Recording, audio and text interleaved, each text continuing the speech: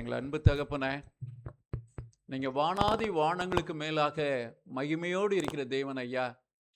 அந்த மகத்துவமும் உன்னதமும் நிறைந்த எங்கள் அன்பு தெய்வத்தை, எங்கள் ராஜாவை, எங்கள் தகப்பனை தொழுது கொள்வதற்காக உம்முடைய பிள்ளைகளாகிய நாங்கள் வந்து நிற்கிறோம்ப்பா. நாங்கள் உம்முடைய பிள்ளைகள் அல்லவா? உம்முடைய கிருபையினால் எங்களை நிரப்பி ஆசீர்வதித்து அனுப்பும்படியாய் இயேசுவின் நாமத்தில் கேட்கிறோம் எங்கள் நல்ல பிதாவே, ஆமென்.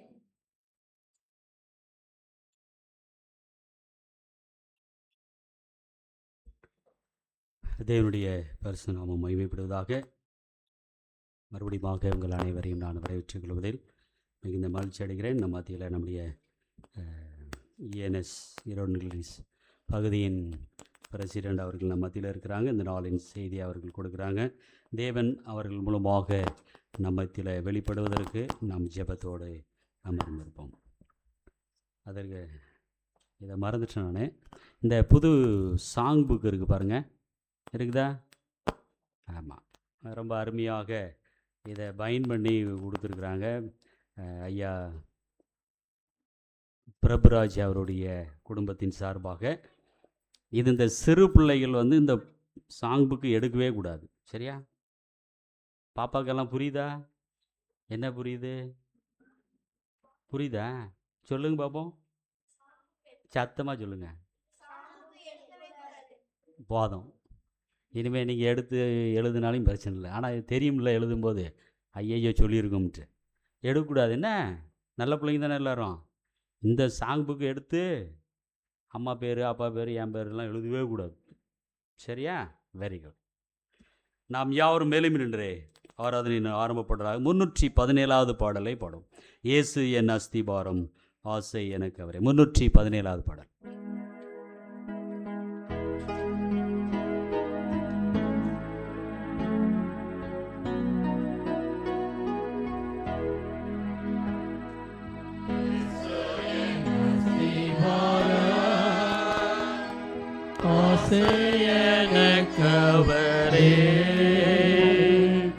நேசமோசிம் பாருதல்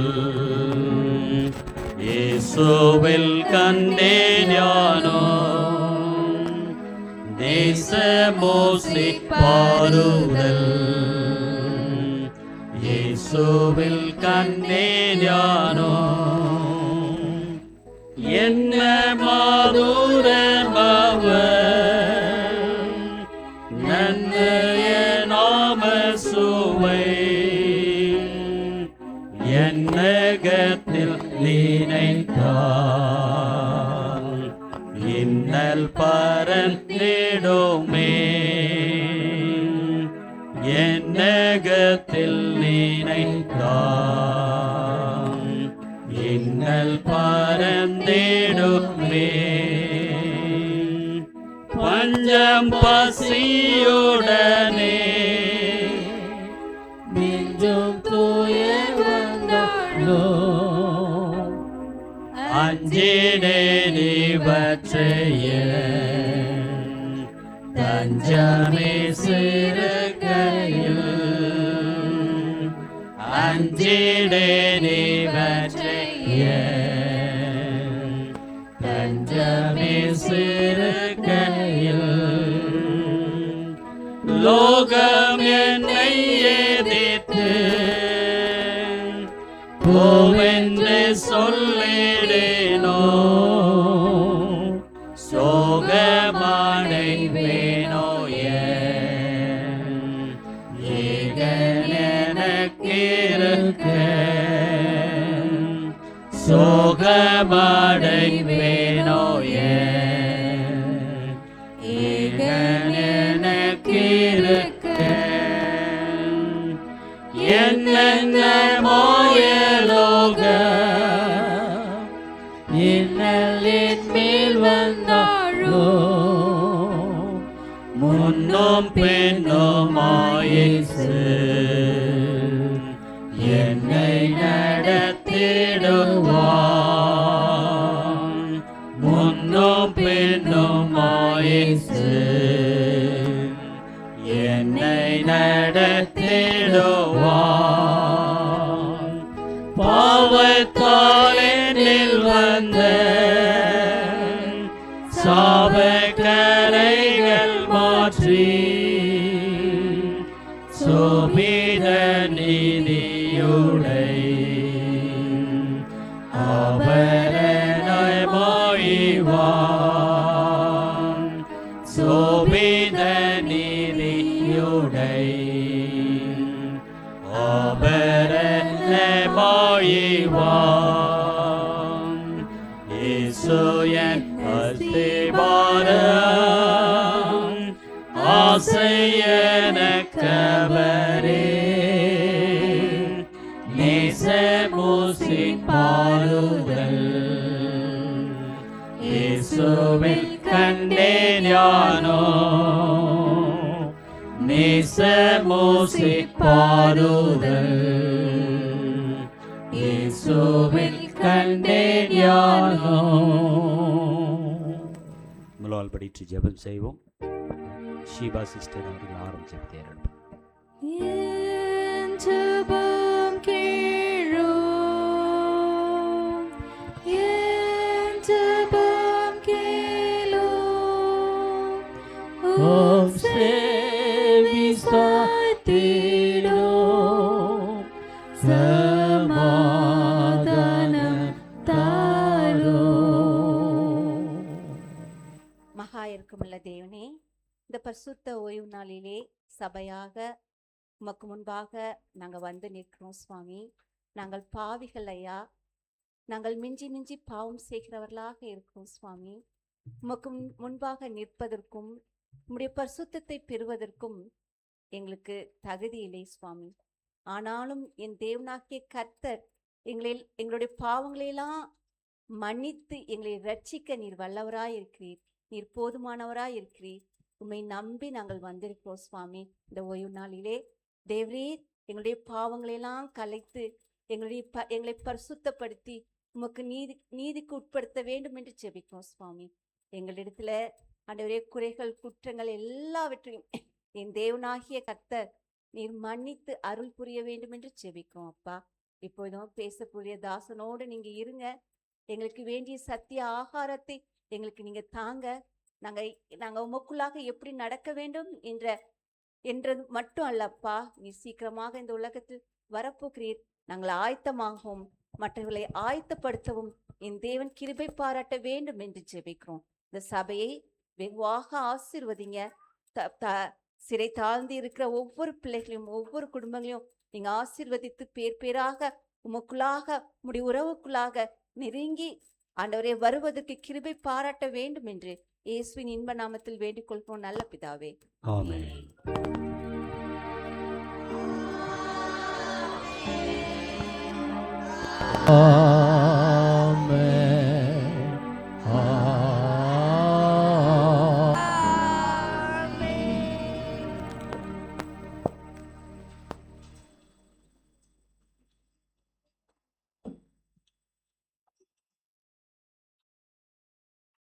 இப்பொழுது இது காணிக்கை நேரமாக இருக்கிறது.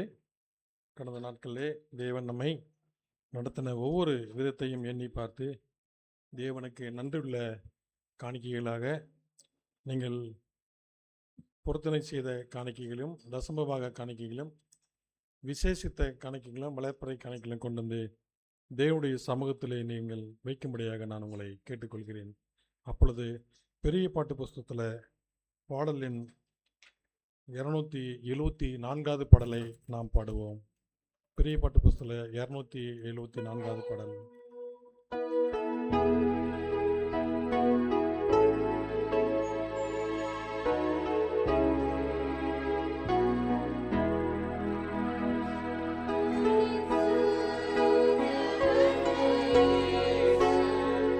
ரத்தம் சேந்தி மீட்டன பாடுபட்டு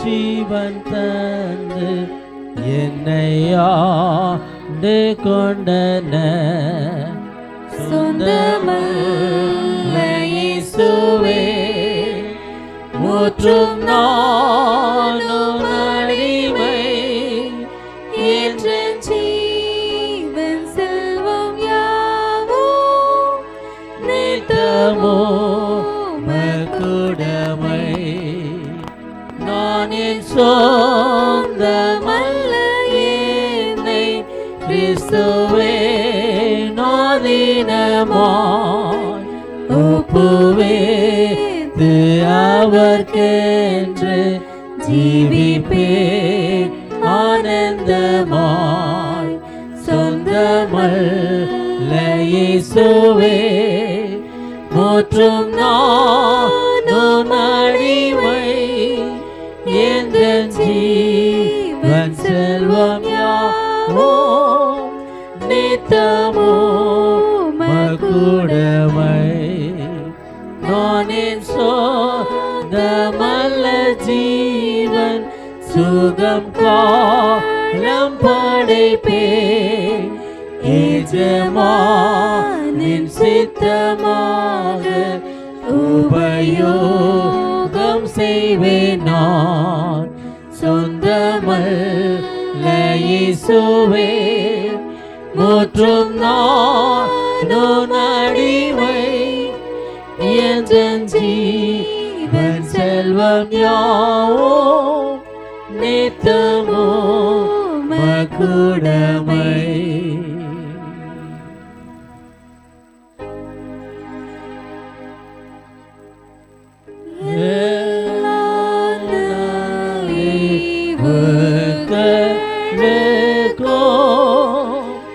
ஓற்றாம் கர்த்தாதி கர்த்தரே உமக்கே சர்வ ஸ்தோத்திரம்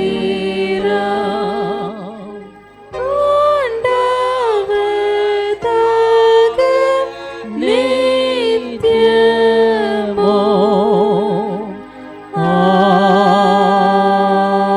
ஆமென். நாம் யாவரும் நின்ற வண்ணமாகவே தலைகளை தாழ்த்தி நாம் ஜெபம் பண்ணுவோம். பரிசுத்தர் பரிசுத்தர் பரிசுத்தர் என்று சொல்லி ஓயாமல் போட்டு கொண்டிருக்கும் பல்லவ தூதல் மத்தியிலே வாசம் செய்து எல்லா துதி கன மகிமைக்கும் பாத்திரமானவரை துதிக்கிறோம் போட்டுக்கிறோம். இந்த பரிசுத்த ஓய்வு நாளிலே நாங்கள் பரிசுத்தம் பெறவோம். இந்த ஆசீர்வதிக்கப்பட்ட நாளிலே நாங்கள் ஆசீர்வாதம் பெறவும் மண்ணிலே நாங்கள் வந்து தேவரீர் கர்த்தாவே பிள்ளைகள் படைத்த காணிக்கைகளை உங்களுடைய சமூகத்தில் கொண்டு வந்திருக்கிறோம் ஆண்டவரே. தேவாதி தேவன் கர்த்தாதி கர்த்தர் தேவரீர் நீர் இறங்கி இதை அங்கீகரித்து பிள்ளைகளை கையின் பிரயாசங்களை நீர் ஆசீர்வதித்து பிள்ளைகளுடைய சரீர சுகம் பலன் ஆசீர்வதித்து பிள்ளைகள் செய்கிற தொழில்கள் போக்குவரத்து யாவற்றையும் நீர் பாதுகாத்து இந்த உலகத்திலே ஆண்டை கர்த்தவே நீர் அவர்களை உயர்த்தி எல்லாவற்றுக்கும் மேலாக ஆவிக்குரிய வாழ்க்கையிலே தேவரீர் கர்த்தருடைய உறவிலே உம்முடைய வழி நடத்துதலே உம்முடைய ஆலோசனை பிள்ளைகளுக்கு அதிகமாக கொடுத்து விசேஷித்த ஒரு வாழ்க்கை பரிசுத்தமான ஒரு வாழ்க்கை வாழ்ந்து உம்முடைய நாமத்தை மகிமைப்படுத்தவும் உம்முடைய நாமத்தை பிரஸ்தாபப்படுத்தவும் தேவரே நீர் ஆசீர்வதிங்க. இப்படியாக சிறு பிள்ளைகள் படிக்கும் காரியங்களே தேவர் கர்த்தாவே பரலோகத்தினுடைய ஞானத்தை நீர் வெளிப்படுத்தி வாலிப வயதில் பிள்ளைகளுக்கும் அன்றை கர்த்த நல்ல திருமண வரன்களை அமைத்தக்கதாக தேவரே நீர் ஆசீர்வதிங்க. இப்படியாக சபையிலே சுகவீனமாக இருக்கிறத முதியவர்களுக்கு அவங்களுடைய பொறுப்பானதும் தேவரே இந்த பிள்ளைகளோடு உங்களுடைய விசுவாசத்தில் நீர் வெளிப்படுத்தி தேவரே பிள்ளைகளை நீர் திடப்படுத்துங்க, ஆறுதல் படுத்துங்க, சுகப்படுத்துங்க. ஆண்டவரை கர்த்தாவே ஆகாரங்களையும் நல்ல நித்திரைகளும் நல்ல சரீர சுகம் பலன் ஆரோக்கியப்படுத்தி தேவரே கர்த்தாவே நீர் உம்முடைய வழிநடத்துதல் அவர்கள் உணர்ந்து திடப்படுத்த உதவி செய்கின்றவரே. இப்படியாக உங்களுடைய நாம மகிமைக்காக நாங்கள் படைக்கப்பட்ட எல்லா காணிக்கைகளும் எங்களையும் நாங்கள் அர்ப்பணிக்கிறோம். ஆண்டவரை கர்த்தாவே இந்த பாவ உலகத்திலே நாங்கள் பரிசுத்தமாய் வாழ்ந்து உடைய சமூகத்துக்கு நீர் வரும் பொழுது இதோ நாங்கள் எதற்காக காத்திருக்கிறோம் என்ற கூட்டத்தில் நாங்கள் யாவரும் தவறி போடாத படிக்க உடைய ராஜ்யத்திலே எங்களுக்கு இடம் கொடுத்து எங்களை நீர் காத்து கொண்டு எங்கள் நீர் வழிநடத்த வேண்டுமாய் மீட்பர் அருமை ரட்சமாக இருக்கிற இயேசு கிறிஸ்து நாமத்தில் கேட்கிறோம் ஜீவனுள்ள நல்ல பிதாவே.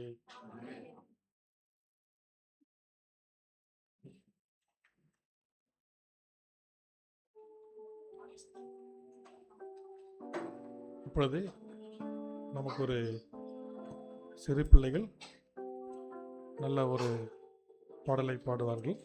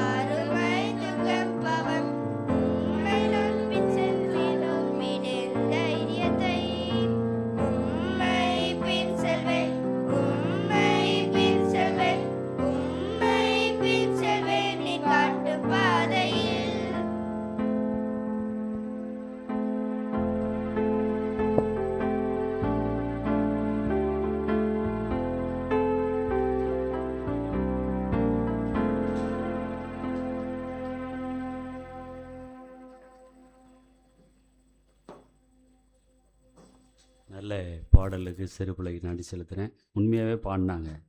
ஏன்னா வாய் அசைக்கும் போது இந்த வேர்ட்ஸ் தப்புதா இல்லையான்னு பார்த்தேன். பாப்பாலாம் அவ்வளோ அழகாக வாய் இருந்தேன்னு ரொம்ப சந்தோஷம். கடவுள் ஆசீர்வதிப்பா. இந்த நாளிலும் செய்தியை நம்முடைய முதன்மை போதர்கள் அவர்கள் நமக்கு இப்போ கர்த்தருடைய நாமத்தினாலே என் அன்பு தேவனுடைய பிள்ளைகளுக்கு என் மனமார்ந்த நல்வாழ்த்துக்களை நான் தெரிவிக்கிறேன். கர்த்தர் உங்களை ஆசீர்வதிப்பாராக. இம்மட்டும் நம்மை தாங்கினவர் ஏந்தினவர் தொடர்ந்து நம்மை தாங்க ஏந்த அவருடைய கரங்களில் ஒப்பு கொடுப்போம். செய்தியை கொடுப்பதற்கு முன்பு ஒரு சின்ன ரிக்வெஸ்ட் உங்களுக்கு முன்னால் வைக்கிறேன். ட்ரை பண்ணுங்க, முடியாட்டா இட்ஸ் ஓகே. என்ன ரிக்வெஸ்ட் அப்படின்னா, நீங்கள் வழக்கமாக சபைக்கு வரக்கூடிய நேரத்தை நோட் பண்ணிக்காங்க. அடுத்த வாரம் ரொம்ப சீக்கிரம் ஒன்றும் வர வேண்டாம். இப்போ வர்றதுலேருந்து ஒரு 15 நிமிஷத்துக்கு முன்னால் வர ட்ரை பண்ணுங்க. ஓகேயா? என்ன ஒருவேளை சரியான நேரத்துக்கு வரக்கூடிய பிள்ளைகள் 15 நிமிஷத்துக்கு முன்னாலேயே வாங்க. வந்து முட்டி போட்டு ஜெபம் பண்ணுங்க. ஆண்டவரே, இந்த நாளின் ஆராதனை ஆசீர்வதிங்கப்பா. வர தடைப்பட்ட பிள்ளைகளுக்கு என்ன தடை இருக்கோ எங்களுக்கு தெரியல, கொண்டு வாங்கன்னு கேளுங்க. ஒருவேளை ஓய்வு நாள் பள்ளிக்கூட பாடம் ஆரம்பிக்கும் போது வர்றீங்கன்னா ஒரு 15 நிமிஷம் முன்னால் வந்தீங்கன்னா போதும். ஓய்வு நாள் பாடம் முடியும் போது வந்தீங்கன்னா ஆரம்பிக்கும் போதே வர வேண்டாம், ஒரு 15 நிமிஷம் முன்னால் வாங்க. டிவைன் சர்வீஸ் ஆரம்பிக்கும் போது வந்தீங்கன்னா ஒரு 15 நிமிஷம் முன்னால் வாங்க. ஆண்டவருக்காக உங்களுடைய வாழ்க்கையில் ஒரு அடியை எடுத்து வைப்பதற்கு ஏதுவாக ஆலயத்துக்கு வரக்கூடிய நேரத்தில் ஒரு சின்ன மாற்றத்தை கொண்டு வாங்க. அது எவ்வளோ நேரம்? 15 நிமிஷம். நீங்கள் நல்ல பிள்ளைகள், நல்ல விசுவாச பிள்ளைகள், ஆண்டோடைய ஊழியத்தை தாங்குகிறவர்கள், எப்பொழுதும் சிரித்த முகத்தோடு இருக்கிறவர்கள். கர்த்தர் உங்களை ஆசீர்வதித்திருக்கிறார்.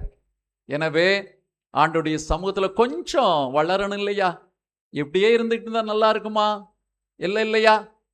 எவ்வளவு ஊழியத்துக்கு உதவி செய்கிறீங்க, எவ்வளவு தேவன் நம்ம பிள்ளைகளை ஆசீர்வதிச்சு கொடுத்துருக்காரு. அதுக்கு ஒரு சின்ன அடி. அடுத்த வாரம் எவ்வளோ நேரம் முன்னால் வரீங்க? இப்போ வர்ற நேரத்தில் இருந்து. ஓகேயா? நான் சொன்னது புரிஞ்சுக்கிட்டேன்னு நினைக்கிறேங்க. நீங்கள் புரிஞ்சிருப்பீங்கன்னு நினைக்கிறேன். ஒருவேளை 10:30 தான் 11 மணிக்கு தான் வர முடியுதுன்னா ஒரு சின்ன முயற்சி எடுத்து 10:45 வாங்க. கொஞ்சம் முயற்சி எடுப்போம். அது நமக்கு ஆசீர்வாதமாக இருக்கும். கொஞ்சம் வருவீங்களா? முயற்சி பண்ணுவீங்களா? முயற்சி பண்ணுங்க, முடியாட்டா பரவாயில்ல. ஓகேயா?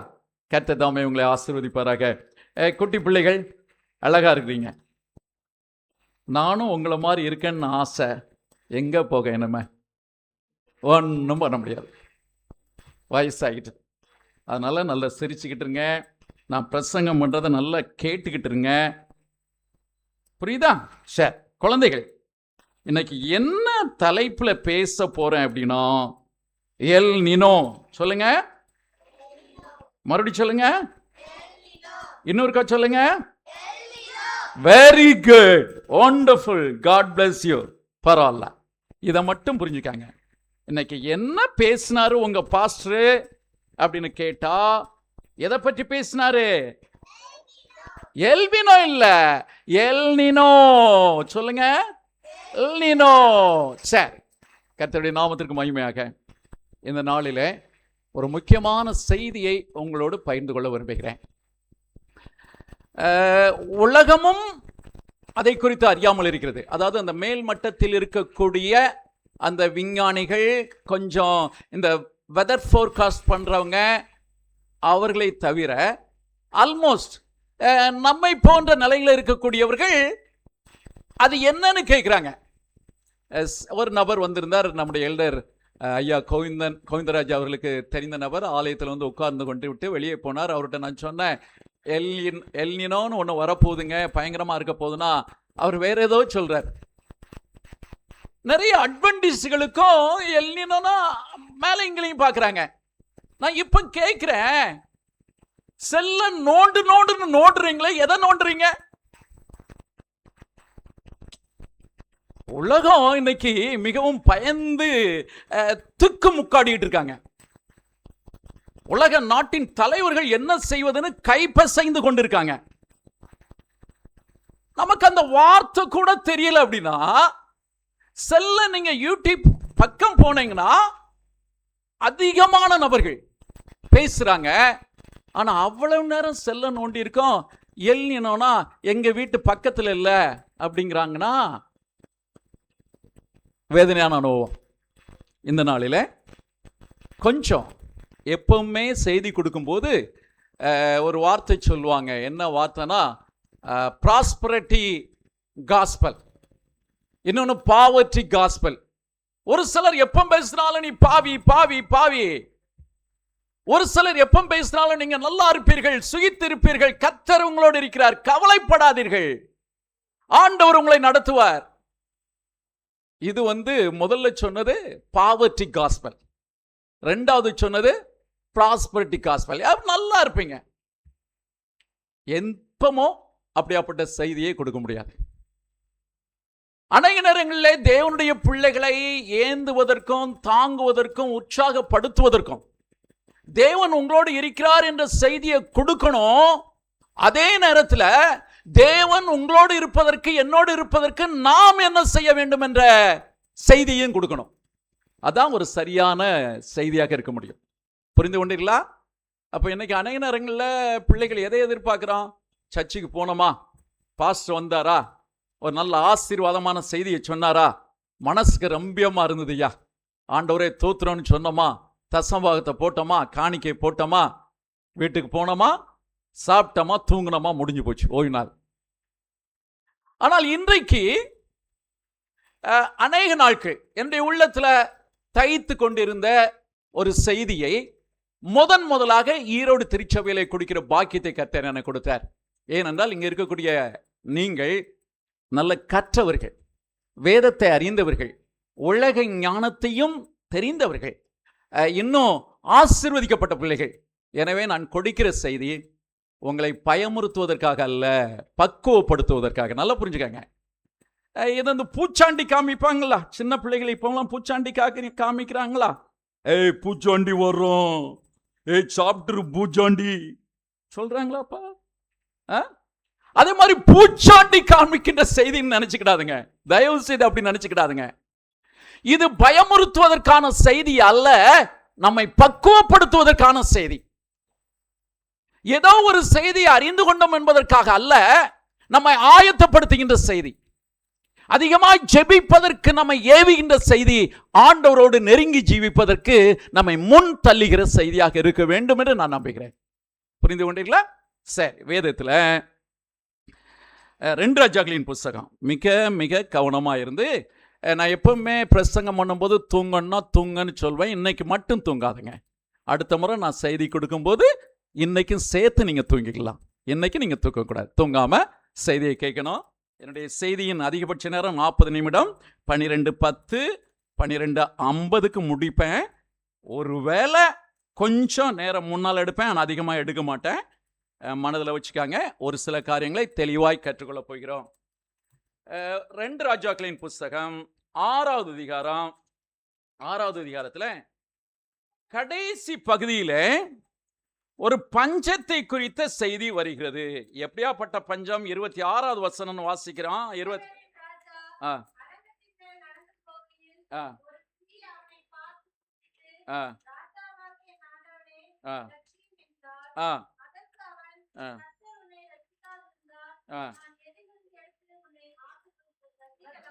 ஆ ஆ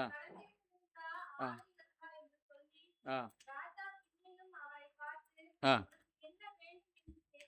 ஆ ஆ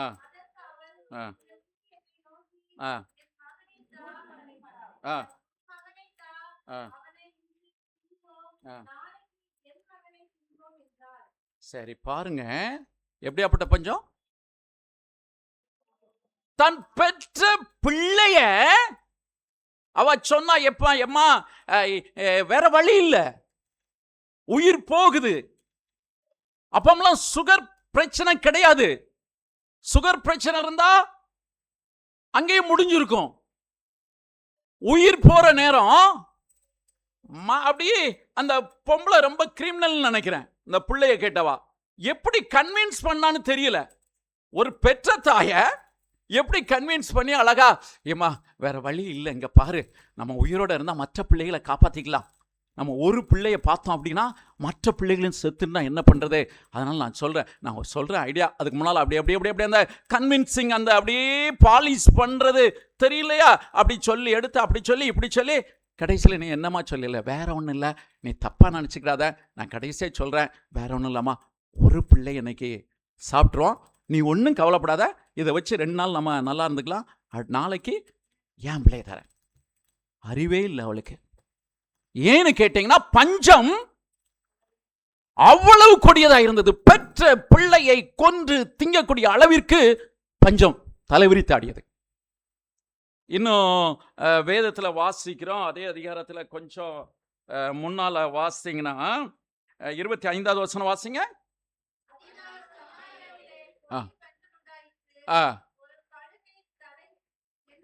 சரி, போதும். அங்க உள்ள நிலைமையை நான் சுருக்கமா விளக்குறேன். ஒரு கழுத தலை எவ்வளவு? 80 வெள்ளிக்காசு. நம்முடைய இன்றைய கணக்கில் போட்டு பார்த்தோம்னா 9,000 சம்திங் வருது. அந்த காலகட்டத்தில் ஒரு கழுதத்தலை எத்தனை காசு? 80 சேக்கல். 80 சேக்கலா வெள்ளியா? வெள்ளிக்காசு. சேக்கல் வெள்ளி அளவீடுகள் எல்லாம் ஒன்றா இருக்கும். ஒரு போர் குதிரையின் ரேட்டு 80 வெள்ளிக்காசாம். ஒரு உயிரோடு இருக்கக்கூடிய ஒரு நல்ல திடகாத்தியமான குதிரையினுடைய ரேட்டு. அப்போ ஒரு செத்து போன கழுத, அந்த கழுதையினுடைய நல்ல பகுதி கிடைக்கல, தலைதான். தலைனா சீப்பா கிடைக்கும். அந்த தலை எவ்வளவு வெள்ளிக்காசுக்கு வித்தாங்க? 80 வெள்ளிக்காசு. அதாவது கழுதையை சாப்பிடக்கூடாது, கழுதையும் சாப்பிடுகின்றனால அந்த கழுதையினுடைய உடம்புல நல்ல பகுதி கிடைக்கல. நிறைய பேர் கழுதைகள் அதிகமா இருந்ததுனால, ஏன்னா அந்த காலங்களில் பயன்படுத்துவது, வாகனத்திற்கெல்லாம் பயன்படுத்துவது கழுதையை கொன்று கொன்று தின்ன போது அந்த தலையை எடுத்து 80 வெள்ளிக்காசுக்கு விற்றார்கள். அந்த பஞ்சத்தை விளக்குறதுக்கு வார்த்தைகள் இல்லை. அது எப்படியாப்பட்ட சாபம் என்பதனை உபாகம புஸ்தகம் 28வது அதிகாரம், உபாகமம் 28வது அதிகாரத்தில் 54-55 வாசிங்க. அது எதனுடைய சாபம் என்று.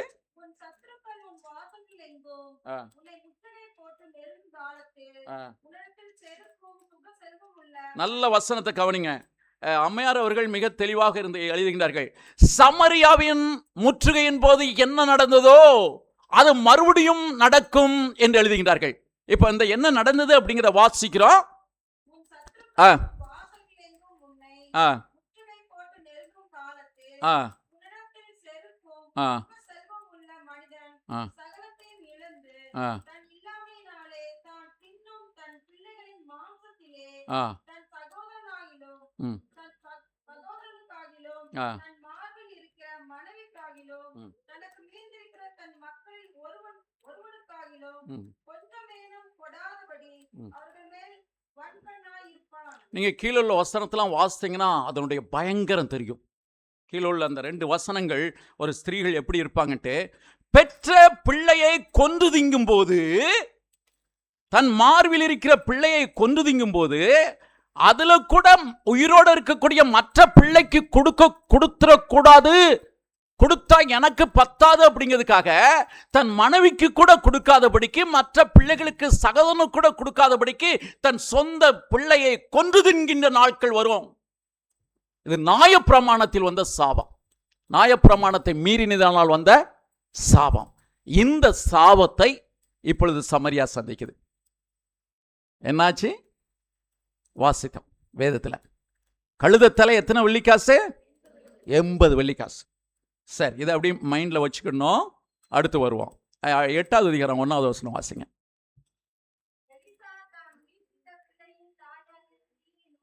ஆ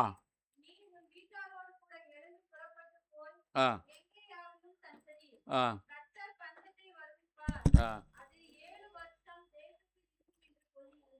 நல்லா புரிந்து கொள்வோம்.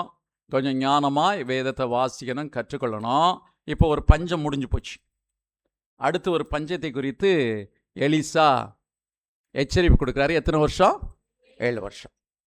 இந்த 2 பஞ்சத்தையும் ஒப்பிட போகிறோம். வேதத்தில் எழுதப்பட்ட அனைத்தும் எதுக்கு எழுதப்பட்டிருக்கு? திருஷ்டாந்தரங்களாக, நமக்கு பாடங்களாக, நமக்கு ஒரு பொருள், அதாவது எடுத்துக்காட்டாக எழுதப்பட்டிருக்கு. இப்போ அடுத்து ஒரு பஞ்சம். எத்தனை வருஷம்? இந்த 2 பஞ்சத்துல முதல்ல வந்த பஞ்சம் இயற்கையான பஞ்சம் அல்ல. நல்லா புரிஞ்சுக்கணும், அது இயற்கையான பஞ்சம் அல்ல. உணவுகள் எல்லாம் அபரிவிதமாய் இருந்தது, விளைச்சல் அபரிதமாய் இருந்தது, பூமி விளைந்தது, பூமி தன் பலனை கொடுத்தது.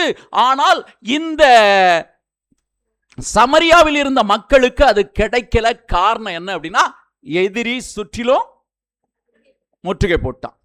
சாப்பாடு இருந்தது, எல்லாம் இருந்தது, ஆனா இவங்க கைக்கு அது பஞ்சம். கழுத தலையை 80 வெள்ளிக்காசுக்கு வாங்கி திங்கக்கூடிய அளவுக்கும், தன் பிள்ளையை கொண்டு திங்கக்கூடிய அளவுக்கும் பஞ்சம் இல்லையா?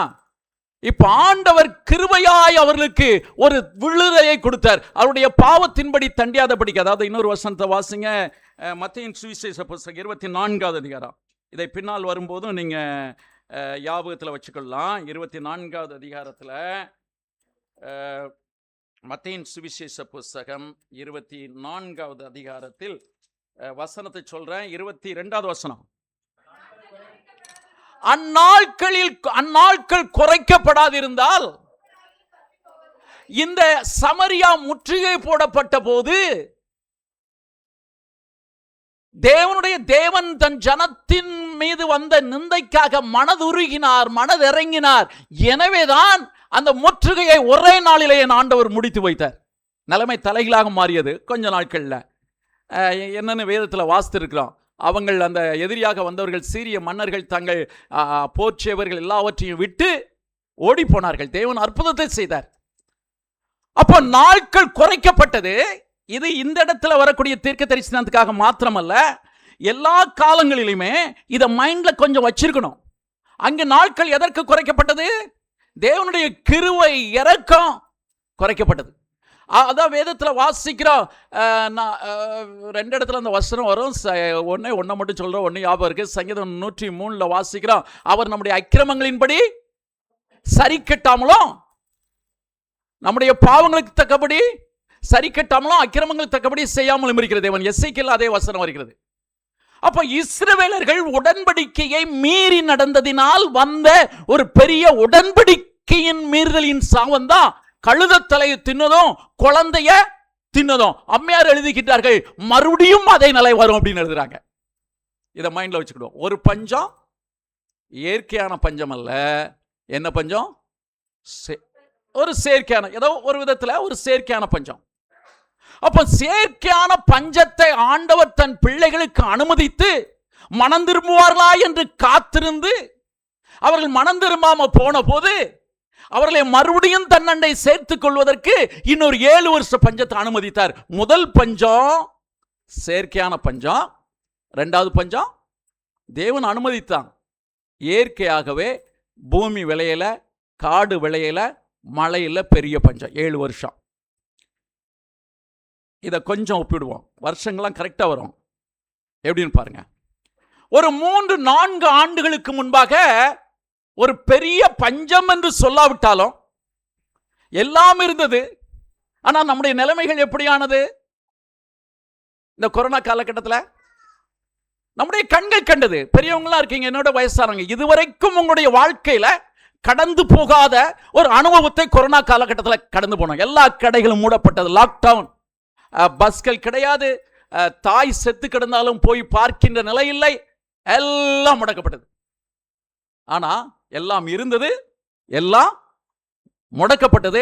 ஏதோ கடவுளுடைய கிருபையினால் நமக்கு அந்த பாதிப்பு அதிகமாக தெரியல. ஆனால் அந்த ஒர்க்கர்ஸ்க்கெல்லாம் அப்போ எவ்வளோ சம்பளம் கொடுத்தோம் அப்படிங்கிறது தெரியும். பாதி சம்பளம் தான் கொடுக்க முடிந்தது சபையில்.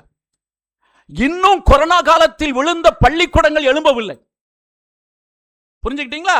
அப்போ எப்படி சமரியா தேசம் ஒரு செயற்கையான பஞ்சத்தை சந்தித்தது போல நாமும் ஓரளவுக்கு அப்படியாப்பட்ட பெரிய பஞ்சத்தை சந்திக்காவிட்டாலும் அந்த பஞ்சத்தின் ஊடே போனோம்.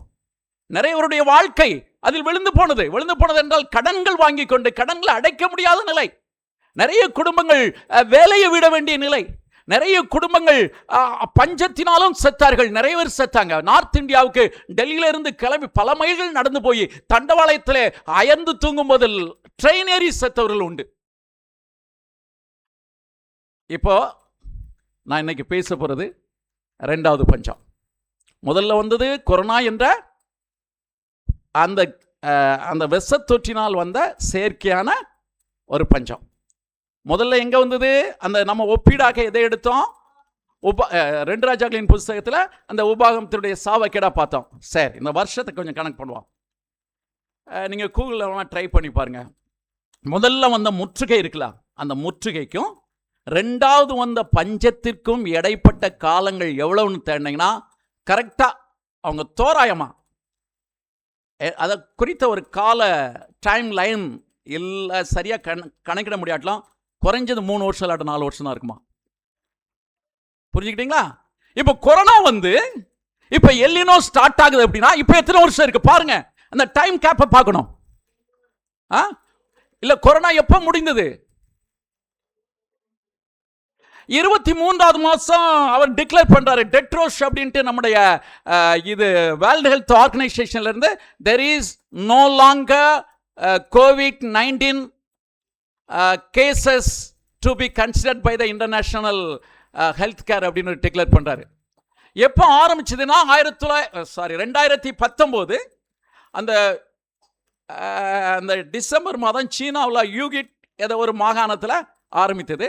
அது ஜனவரி மாதம் 2020 பரவுது அப்படிங்கிற ஒரு கொடுக்கப்பட்டது. கொரோனா பரவ ஆரம்பிச்சுட்டு அந்த பேண்டமிக் பீரியடை டிக்ளேர் பண்ணாங்க. கடைசியில் 2023 அது முடிவுக்கு வந்ததுங்க. அனௌன்ஸ்மெண்ட்டை கொடுக்குறாங்க. இப்போவுமே இருக்கு, பட் அந்த பாதிப்பு இல்லை.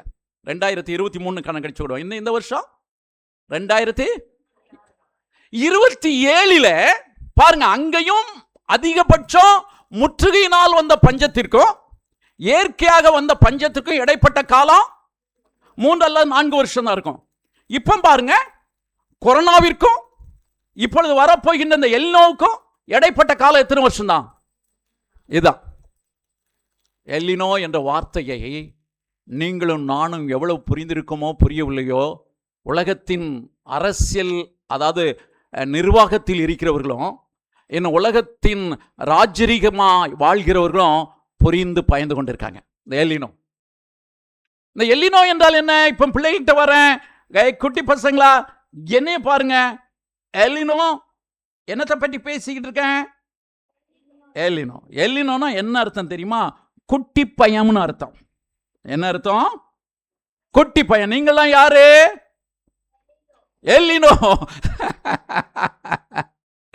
இந்த பெயர் எங்கிருந்து வந்தது என்றால், இந்த பசிபிக் சமுத்திரத்தின் அருகாமையில் இருக்கக்கூடிய பெரு என்ற நாட்டு மீனவர்கள் வைத்த பெயர்.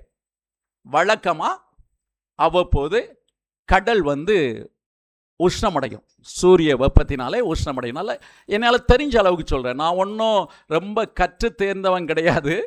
நீங்கள் என்னை காட்டிலும் சிறப்பாக இந்த செல் நோண்டுதலில் மிகவும் நிபுணத்துவம் பெற்றவர்கள்.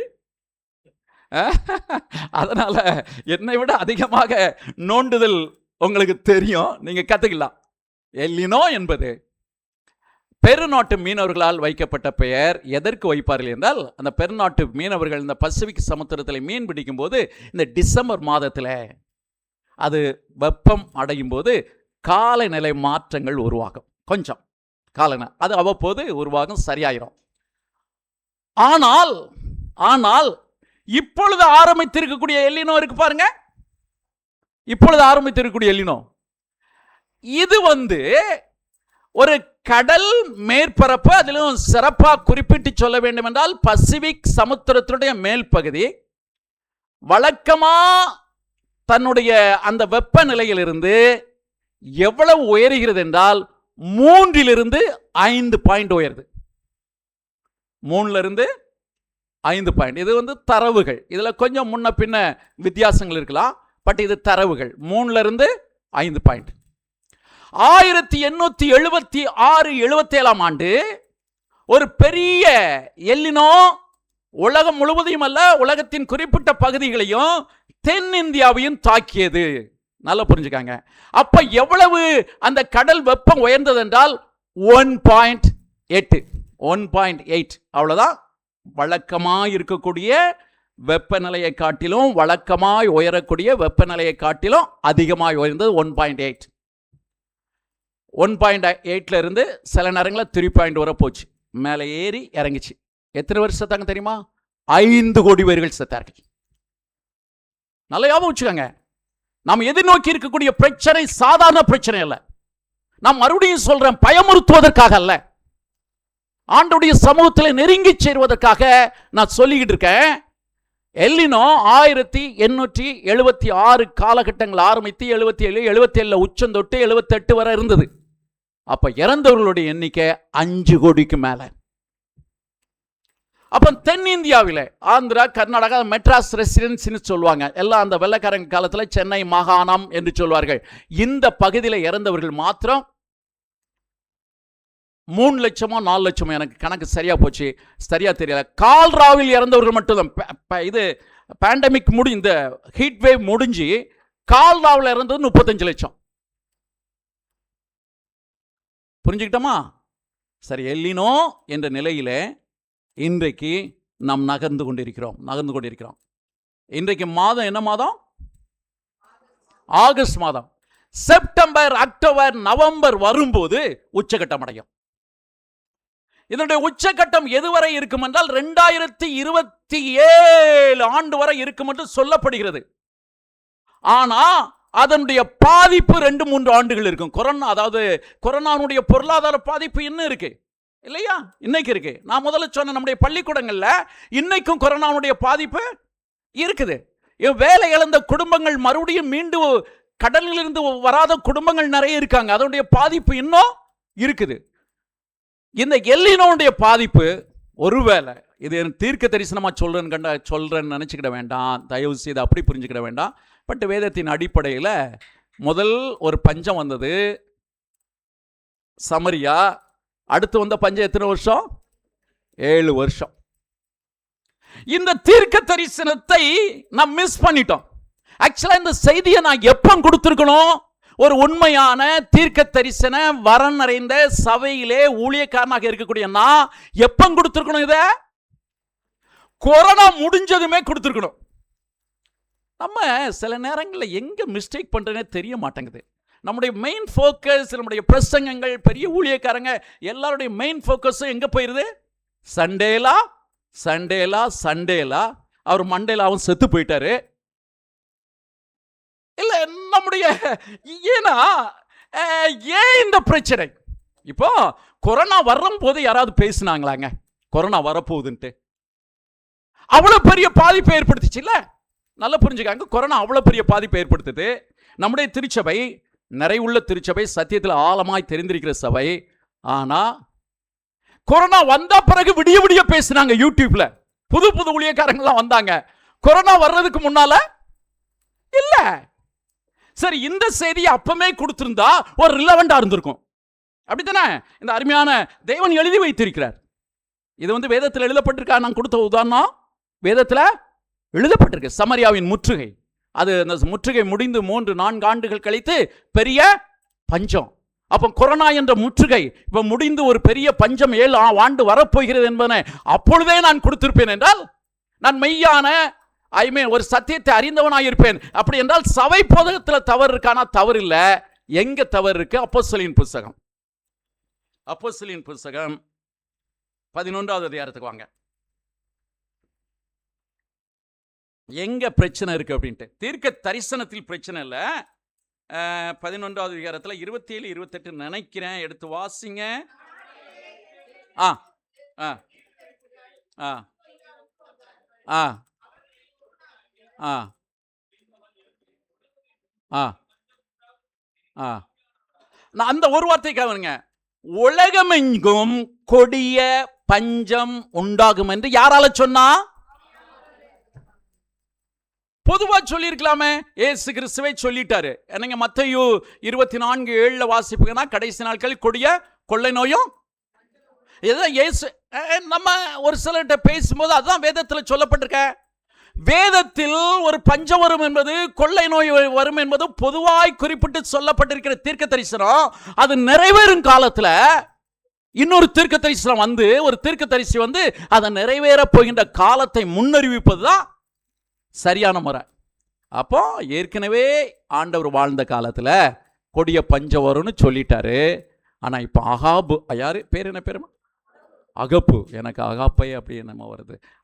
அகபு என்ன சொன்னாரு? கொடிய பஞ்சம் உண்டுன்னு சொன்னார். எதனால சொன்னாரா?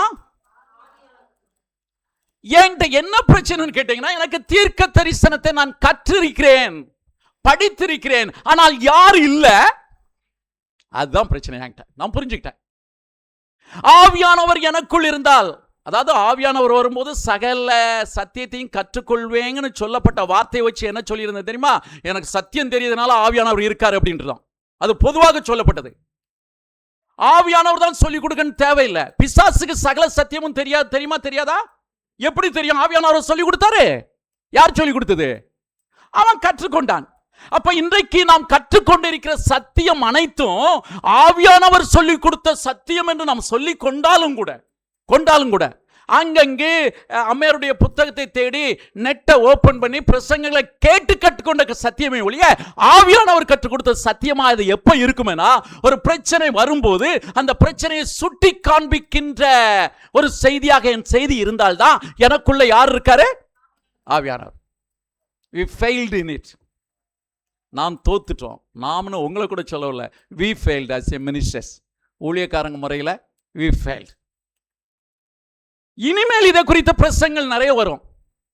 அது ஆவியானவர் கற்றுக் கொடுத்தார்னு சொல்ல தேவையில்லை, முடியாது.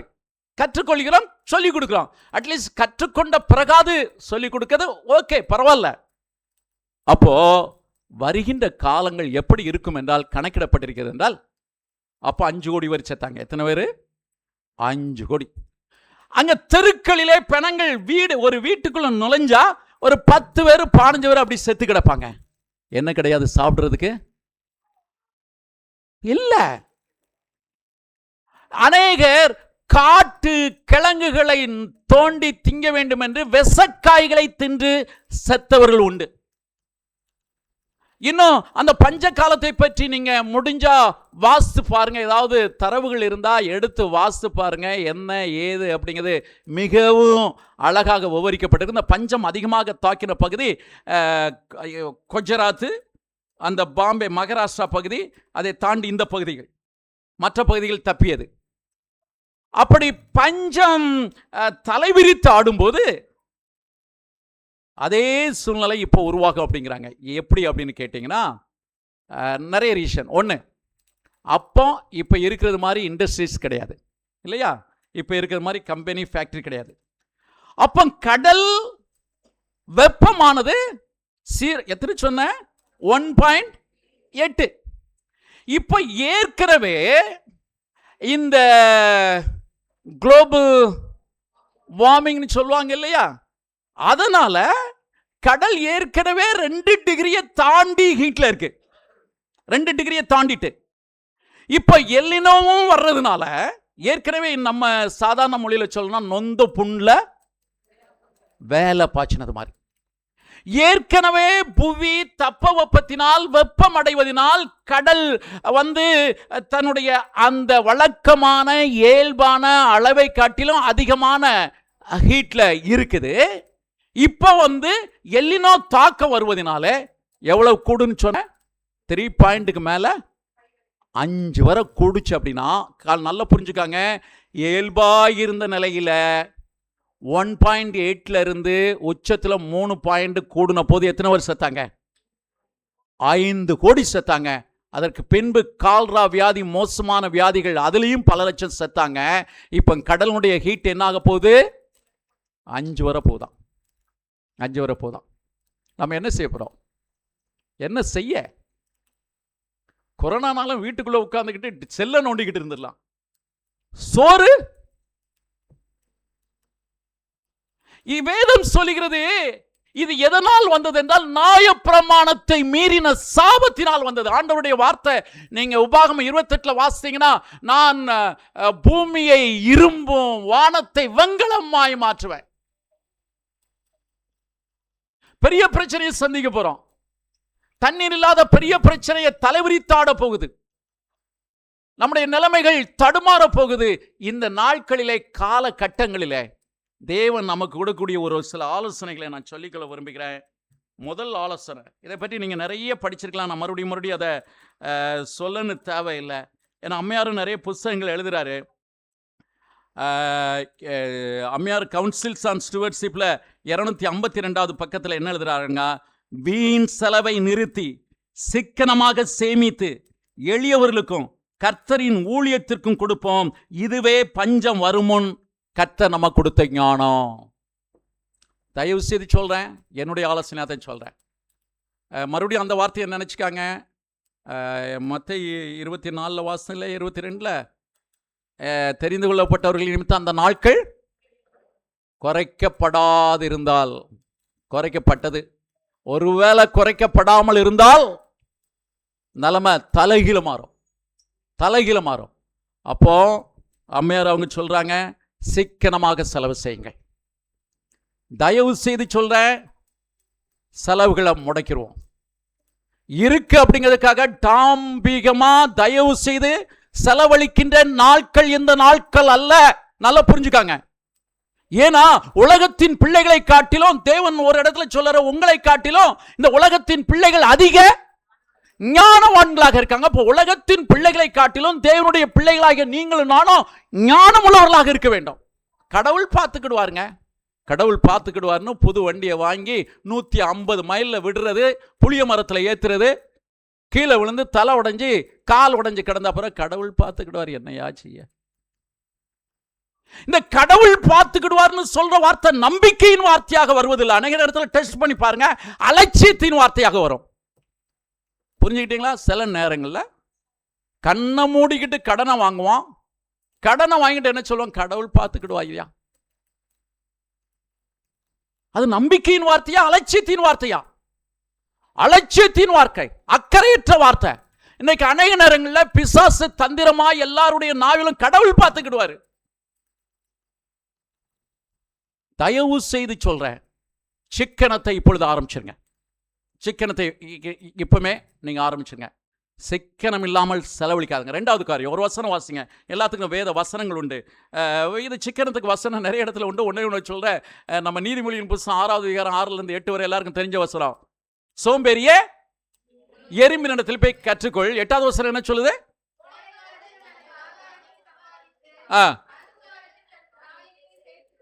சேர்த்து வைக்கும்.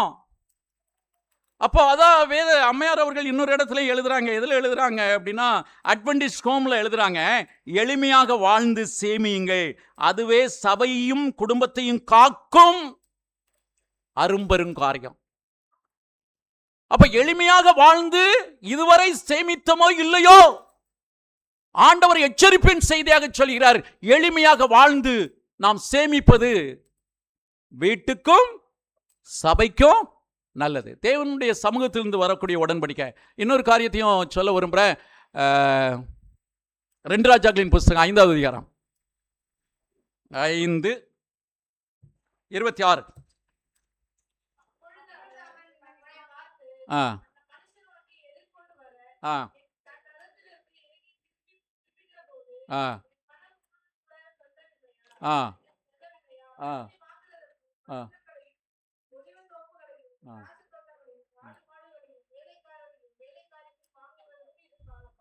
இது காலமா? நல்லா புரிஞ்சுக்கணும். வேதம் அந்த காலத்தில் வாழ்ந்த மக்களுக்காக மட்டும் எழுதப்படல. யாருக்கு எழுதப்பட்டிருக்கு? அங்கே என்ன பிரச்சனை இருந்தது? ஒரு பிரச்சனை இல்லை. ஒளிவத்தோப்புகளை வாங்கலாம், காக்கா தோப்புகளை வாங்கலாம், வயல்களை வாங்கலாம், வீடுகளை கட்டலாம். அது அவர்களுக்கு சொல்லப்பட்ட வார்த்தை அல்ல. இன்றைக்கு இந்த ஒரு மோசமான காலத்தை எதிர்நோக்கி இருக்கக்கூடிய நமக்கு தேவன் கொடுக்கிற வார்த்தை, இந்த காலகட்டங்களில் தயவு செய்து இடத்தை வாங்குறோம், ஏதாவது பில்டிங்கை கட்டுறோம் அப்படின்ட்டு உங்களுடைய பணத்தை இன்வெஸ்ட் பண்ணிடாதுங்க. தீர்மானம் நீங்க எடுக்கலாம். நான் சொல்றது தீர்க்க தரிசனத்தினால சொல்றேன்னு நினைக்காதங்க. வரக்கூடிய தரவுகளை வைத்து, வரக்கூடிய சூழ்நிலைகளை வைத்து சொல்றேன். தயவு செய்து தேவனுடைய பிள்ளைகள் எதிலையாவது கொண்டு இன்வெஸ்ட் பண்றேன் அப்படின்ட்டு பண்ணி வாழ்க்கை இழந்து நடுத்தருவில் நிற்காதங்க. அதுல இந்த இன்வெஸ்ட்மெண்ட் இப்ப வர்றது பாருங்க, 1000, அதாவது 1 லட்சம் ரூபாய் இன்வெஸ்ட் பண்ணா அடுத்த வாரத்தில் 4 லட்சம் போடுறான். அதை ஏமாந்து வாயப்பளந்து அட்வென்டிஸ்ட் பிள்ளைகள் செலுத்தி நடுத்தருவில் நிற்கிறாங்க. இந்த இரிடியம்னு ஒண்ணு, அதுல எத்தனை பேர் அட்வென்ட் பிள்ளைகள் எனக்கு தெரியும், ஊழியக்காரர்கள் தங்களுடைய பணத்தை இழந்து, மானத்தை இழந்து, மதிப்பை இழந்திருக்காங்க. இரிடியம் வருது அப்படின்ட்டு. யாராவது அந்த நிலையில பீடிக்கப்பட்டிருப்பீங்கன்னா என்னையோட விட்டுருங்க, திரும்பவும் பின்னால போகாதங்க. இரிடியம் வருது, கோடிக்கணக்கில் வருது. அந்த இரிடியம் அமெரிக்காவுக்கு விற்கலாம், பிரான்ஸ் விற்கலாம். விஞ்ஞானிகள் வந்துட்டாங்க, எல்லாம் கம்பேக்ட், ஏமாத்து வேலை. இன்னைக்கு அநேக தேவனுடைய சபையில் இருக்கக்கூடிய ஊழியக்காரர்கள், எனக்கு தெரியும், 1 கோடி இழந்திருக்காரு ஒரு ஊழியக்காரர். அங்கங்க விசுவாசிகிட்ட காசை வாங்கி எடுத்து கொடுத்திருக்கார். ஒரு நாள் நான் போயிட்டு வெளியே வர, அடுத்து செய்தி வந்தது, காசை கொடுத்தவன் துண்டை அவர் தலையில போட்டு வெளியே இழுத்து போடுறான். கடன் பட்டு விடாதீர்கள். இன்வெஸ்ட்மெண்ட் நம்பி எதுலையும் உங்களுடைய பணத்தை போட்டுறாதங்க. எதுலையும் பணத்தை போட்டுறாதங்க. பேங்க்ல இருக்கா இருக்கட்டும், கையில இருக்கா இருக்கட்டும். இந்த காலகட்டங்களில் காத்துருங்க, கடந்து போகட்டும். ஒருவேளை ஒரு பெரிய பஞ்சம் சூழ்நிலைகள் மாறும்போது ஆண்டவர் உங்களுக்கு ஒரு நல்ல வீட்டை நீங்க எதிர்பார்த்ததை விட சீப்பா கொடுப்பார். ஏனென்றால் அம்மையார் சொல்கிறார், ஒரு காலம் வரும்போது நல்ல விலைக்கு வித்து ஊழியத்துக்கு செய்யணும்னு விரும்புறார். அப்ப இது வாங்குற காலமானா இந்த காலம் அல்ல. பொறுத்திருங்கள், தயவு செய்து இதுல போட்டுறாதங்க. இது வேதத்திலிருந்து நான் கொடுக்கக்கூடிய ஆலோசனைகள். அடுத்து மிக மிக முக்கியமா இன்னும் நிறைய காரியங்களை சொல்லிட்டு போகலாம். அந்த திருமணம் இன்னும் விசேஷ காரியங்கள் வருது அப்படின்னா டாம்டும் மொய் வந்துடும். மைண்டில் வச்சுக்கிட்டு செய்யாதங்க. உங்களுடைய திராணிக்கு தக்கதாக எவ்வளவு சிம்பிளா செய்ய முடியுமோ அவ்வளவு சிம்பிளா செய்யுங்க. கொரோனா காலகட்டத்தில் யாருடைய கல்யாணமாக நடந்ததா? ரொம்ப சந்தோஷம். என்னுடைய 2வது பொண்ணுக்கு கல்யாணம். மொத்தம் மாப்பிள்ளை பொண்ணு பாச சேர்த்து 13 பேரை தான் உள்ள விட்டாங்க. பாண்டிச்சேரியில் நம்முடைய சர்ச்சு, சண்முகபுரம் சர்ச்சு பக்கத்தில் தான் போலீஸ் ஸ்டேஷன். அவங்க, சார் தயவு செய்து எங்களால் விட முடியாது, நாளைக்கு எதுவும் பிரச்சனை நாங்கள் ஃபேஸ் பண்ணோம். அந்த காலகட்டத்தை நினைவு கூறுவோம். எப்படி காலங்கள் மாறுது, சூழ்நிலைகள் மாறுதுன்னு நான் என்னால் சொல்ல முடியல. பட் அப்படி கல்யாணம் காரியங்களை செய்கிறவங்க கடன்பட்டு விடாதீர்கள். ஏனால் வேதம் சொல்கிறது, நீயோ அநேக ஜாதிகளுக்கு கடன் கொடுப்பாய், நீயோ கடன் பற்ற வேண்டாம். இந்த காரியங்களை கொஞ்சம் கவனமா இருங்க. அடுத்து நம்முடைய ஆவிக்குரிய வாழ்க்கையில நாம் எப்படி இருக்க வேண்டும் என்பதை சொல்லி ஒரு உண்மை சம்பவத்தை சொல்லி முடிக்க விரும்புகிறேன். ஆவிக்குரிய வாழ்க்கையில தேவன் எதற்கு அனுமதித்தார்? முதல் பஞ்சத்தை ஏன்னா தேவனை விட்டு முழுவதும் பின்வாங்கி போனவர்கள். ஆண்டவர் தன்னுடைய கோபத்தினாலே, தன்னுடைய எரிச்சலினாலே அவர்களை முழுமையாய் அழிக்க வேண்டும் என்று முயற்சித்தாலும் அந்த நாட்கள் குறைக்கப்பட்டபடினாலே விடுதலையை கொடுத்தார். மறுபடியும் ஆண்டவரை விட்டு பின்வாங்கி போனார்கள். சரி, இந்த கொரோனாவை பார்ப்போம். எவ்வளவு தூரம் ஆண்டவர்கிட்ட நெருங்கி சேர்ந்தோம், நெருங்கி சேர்த்திருக்குது, நம்மள நெருங்கி சேர்த்திருக்கு. இந்த கொரோனா போகிறது வரைக்கும் கொஞ்ச நாள் இந்த முதல் அந்த இது வந்தது பார்த்தீங்களா, லாக்டவுன், அப்பமெல்லாம் ரொம்ப பயம்தான், அப்படியே இருந்தோம். பிறகு என்ன ஆச்சுன்னா அப்படி கொஞ்ச நாள் போச்சு ஒன்றும் பெருசாக தெரியல. பழைய குருடி தேரடி முடிஞ்சு போச்சு. ஆண்டவர் ஒவ்வொரு காலங்களையும் ஒவ்வொரு சோதனைகளையும் அனுமதிப்பது நம்முடைய வாழ்க்கை திருந்துவதற்காக, ஆண்டவருக்கும் நமக்கும் உள்ள உறவை நாம் புதுப்பித்துக் கொள்வதற்காக. எனவே நம்முடைய ஆவிக்குரிய வாழ்க்கையில நாம் ஆண்டவருக்காய் நிற்கும் போது வேதத்தில் நிறைய காரியங்கள் உண்டு. முதல் முக்கியம் ஜெபம். இந்த காலகட்டங்களில் ரொம்ப ரொம்ப அவசியம். வேகமாக எடுத்து வாசிங்க. 12:12 ரோமர் 12:12. இன்னொருவர் வந்து ரோமர் 12:12 வாசிங்கம்மா.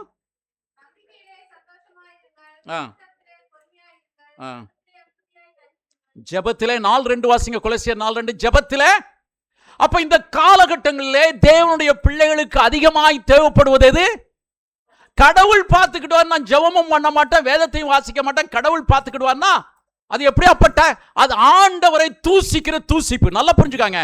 ஜெபமும் பண்ண மாட்டேன், வேதத்தையும் வாசிக்க மாட்டேன், சர்ச்சுக்கு வருவேன், போவான், காணிக்க போடுவான்னு சொன்னா ஆண்டவர் பார்த்துக்கிடுவான்னு சொன்னா அது தேவனை தூசிக்கிற தூசிப்பு. வாசிங்க கொலோசியர் 4:2 வாசிங்க. இடைவிடாமல் ஜெபம் பண்ணுங்கள் தோத்திரத்துடன் ஜெபத்திலே. இதுல ரொம்ப ரொம்ப முக்கியம் யாக்கோபின் புஸ்தகம் 5வது அதிகாரம். யாக்கோபின் புஸ்தகம் 5வது அதிகாரத்துல 16வது வசனம் வாசிங்க. இது ரொம்ப முக்கியம். திருச்சபையே நல்லா கேட்டுக்காங்க. வாழ்ந்து கொண்டிருக்கின்ற காலங்கள் ரொம்ப கொடிய காலம். நாம் எதை ஃபேஸ் பண்ண போறோம் அப்படிங்கிறது தெரியல. நீங்க வெளிநாட்டில் இருக்கக்கூடிய உங்க பிள்ளைகள்கிட்ட கேட்டு பாருங்க. ஜெர்மனில ஒரே நாள்ல 1,00,000 கோழிகள் இந்த ஹீட் தாங்காம செத்துது. நிறைய இடங்கள்ல எடுத்துக்கிட்டீங்கன்னா 2 மாசத்துக்கு, அங்கெல்லாம் சம்மர் மிஞ்சி போனா 2 வாரம் இருக்கும், 2 மாசத்துக்கு மேல ஆகுது. அங்க இருக்கக்கூடிய பிள்ளைகள் சொல்றாங்க இந்தியாவே பரவாயில்லன்னு நினைக்கிறேன்னு சொல்றாங்க. சூழ்நிலைகள் தலைகீழ மாறி போச்சு. ஊட்டியில கேட்டு பாருங்க. ஊட்டில அன்னைக்கு ஒருத்தருக்கு போன் பண்ண, பாஸ்டர் இங்க தண்ணியே மழை இல்லை, தண்ணி இல்லைங்கிறாரு. எவ்வளவு நாள்னா அவரே சொல்ல, அப்ப பாஸ்டர் 2027 வரை இப்படிதான் இருக்குங்கிறாரு.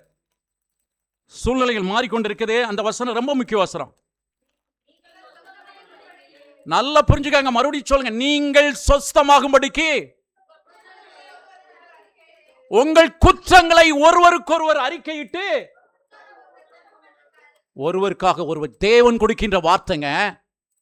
உங்களுடைய குற்றங்களை ஒருவருக்கொருவர் அறிக்கையிட்டு ஒருவருக்கொருவர் ஜெபம் பண்ணுங்கள். நீதிமான் செய்யும் வேண்டுதல், ஊக்கமான வேண்டுதல் மிகவும். அந்த நிலைக்கு நம்முடைய திருச்சபை உயர்த்தப்பட வேண்டும் என்று தேவன் விரும்புகிறார். ஏனால் நீங்கள் தேவனுக்கு மிகவும் பிரியமானவர்கள். தேவன் உங்களை நேசிக்கிறார். இந்த காலகட்டங்களில் நாம் திருச்சபையா ஏறெடுக்கின்ற ஜெபங்கள் ஆசீர்வாதத்தின் ஜெபங்களாக இருக்க வேண்டும் என்றால் ஒரு கண்டிஷன் கொடுக்கிறார். என்ன கண்டிஷன்? ஒருவருடைய குறைகளை ஒருவருக்கொருவர் வாட்ஸ்அப்பில் அனுப்பி ஜெபம் பண்ணுங்கள். என்ன வாட்ஸ்அப்பில் அனுப்பணும், குரூப் வச்சிருக்கணும், குரூப்பில் போடணும். இல்லை, இன்னைக்கு நிலைப்பாடு அப்படித்தானே இருக்குது. வேதம் சொல்லுகிறது நீங்கள் உங்களுடைய குறைகளை ஒருவருக்கொருவர் அறிக்கையிட்டு ஜெபம் பண்ணுங்கள். ஆண்டவர் இதை விட 1000 டிகிரி ஹீட் கொண்டாலும் ஆண்டவருடைய வார்த்தை சொல்லுகிறது. ஏசாயா 33:16. ஏசாயா 33:16 வாசிங்க. அவன் உயர்ந்த இடங்களில் யார் ஆண்டவருடைய சமூகத்தில் நாள்தோறும் விழித்து ஜெபத்தோடு அழுது கண்ணீர் வடித்து ஜெபிக்கின்ற ஒரு உத்தமமான மனிதனை குறித்து சொல்கிறது. அவன் உயர்ந்த இடங்களில் வாசம் பண்ணுவான். நல்லா புரிஞ்சுக்காங்க. 1000 எல்லினோ வரலாம், என் தேவனுடைய பிள்ளைகளுக்கு தேவன் கொடுக்கிற மகத்தான வாக்குத்தத்தம். உன் அப்பா உனக்கு கொடுக்கப்படும், உன் தண்ணீர் நிச்சயமாக உனக்கு. ஹல்லேலூயா. ஆண்டவர் கொடுக்கிற வாக்குத்தத்தம். நிலைமைகள் எவ்வளவு தலைகீழ் மாறினாலும் நம் மனம் திரும்பி உணர்ந்து நம்முடைய பாவங்களை அறிக்கையிட்டு நாம் ஒருவருடைய குற்றங்களை ஒருவர் மன்னித்து ஆண்டவருடைய சமூகத்தில் சேரும்போது ஆண்டவர் சொல்கிறார், எல்லினாவின் மத்தியில உலகம் முழுவதும் குடிக்கும் தண்ணீரற்று போனாலும் கூட உன் அப்பம் உனக்கு கொடுக்கப்படும், உன் தண்ணீர் நிச்சயமாய் உனக்கு கிடைக்கும். இதை விட என்ன வேணும்? அதுக்கு சீர் பொருந்த வேண்டிய நேரம். சும்மா பாலிடிக்ஸ் பண்ணிக்கிட்டு, சும்மா அது இதுன்னு இங்க கேட்கறத அங்க சொல்லிக்கிட்டு, அங்க கேட்கறத இங்க சொல்லிக்கிட்டு, உசுப்பி விட்டுக்கிட்டு சும்மா இருக்க ஆட்களை நடக்கும். அப்படின்னா வரும் கோபத்திற்கு நாம் தப்பித்துக் கொள்ள முடியாது.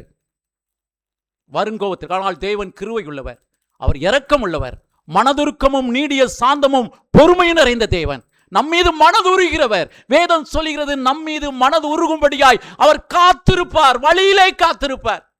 என் பிள்ளை மேல மனது உருகணும். ஐயா பாவம் தப்பு பண்ணிட்டான், என் பிள்ளை என் மகா, நான் மனதுருக வேண்டும். மனது உருகும்படிக்கு வழியிலே கர்த்தர் காத்திருப்பார் என்று வேதம் சொல்லுகிறது. என் அன்பு தேவனுடைய பிள்ளைகளை, நிறைய காரியங்களை சொல்லணும், நேரம் ஆகிட்டு போது ஒன்று சொல்லி முடிக்க விரும்புகிறேன். அப்போஸ்தலரின் புஸ்தகம் 11 நம்ம வாசிக்க வேண்டாம். அந்த 28வது வசனம் சொல்லியிருந்த பஞ்சம் வரும்னு கேள்விப்பட்டதுமே எல்லாரும் என்ன முடிவு பண்ணாங்களா? 28வது வசனம் வாசிங்க. கீழே வாங்க. அடுத்த வசனம். உடனே முடிவு பண்ணாங்க, தங்கள் திராணிக்கு தக்கதாய்.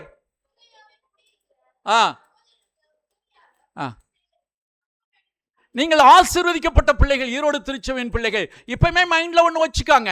உங்களுடைய சகோதரர்கள் வறுமையிலும் ஏழ்மையிலும் உணவில்லாமல் வாடுகின்ற நாட்களிலே நீங்கள் நன்றாக உண்டிருப்பதற்கு தேவன் உங்களுக்கு ஆசீர்வாதத்தை கொடுக்கும் போது அதை யாரோட பகிர்ந்து கொள்ள மறந்துட வேண்டாம். சபை செய்யணும்.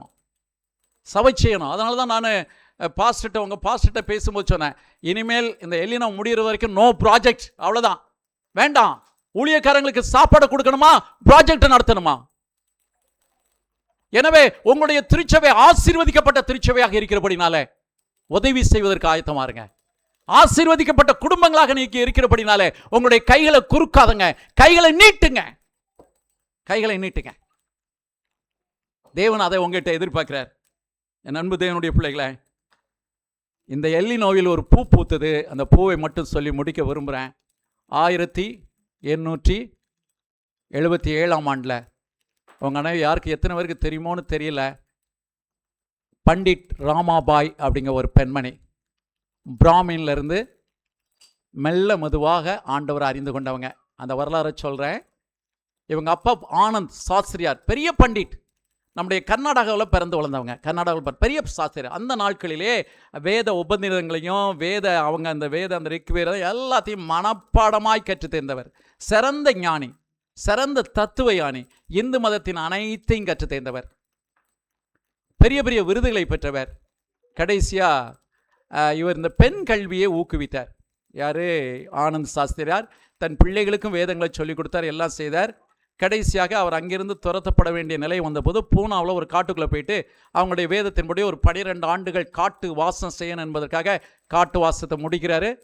முடித்து நம்ம கோயில் குளங்கள்லாம் சுற்றிட்டு, வட இந்தியாவிலேருந்து தென்னிந்தியா வர, ராமேஸ்வரம் வர எல்லா கோயிலையும் சுற்றி பார்த்துட்டு கடைசியாக நம்ம ஊருக்கு போயிடலாம், இங்கே கர்நாடகாவுக்கு போயிடலாம் அப்படின்ட்டு முடிவு பண்ணி வெளியே வரும்போது இந்த பிள்ளை, அப்போது பண்டிதர் ராமாபாய் 3 மாத குழந்தை, நல்லா புரிஞ்சுக்க, 3 மாத குழந்தை கையில் தூக்கிட்டு வர்றாங்க.